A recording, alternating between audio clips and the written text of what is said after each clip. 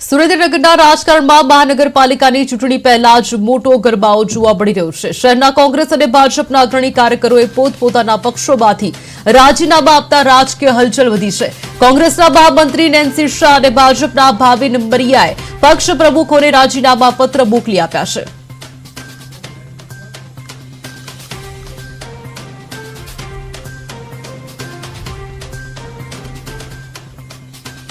એટલે એના કારણે અમે લોકો જે અમારી ટીમ છે, ગ્રુપ છે, અમે કોંગ્રેસમાં હતા।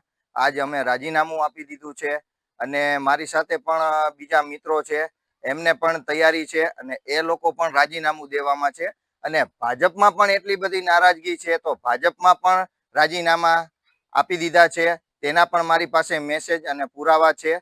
એટલે સુરેન્દ્રનગરમાં જે અવાજ ઉઠાવવાનો હોય, જે બોલવાનું હોય, તો એમાં કોંગ્રેસ એકદમ નિષ્ક્રિય સાબિત થઈ છે અને માણસોના મોઢે તેવું બોલવામાં આવી રહ્યું છે કે ભાજપ 7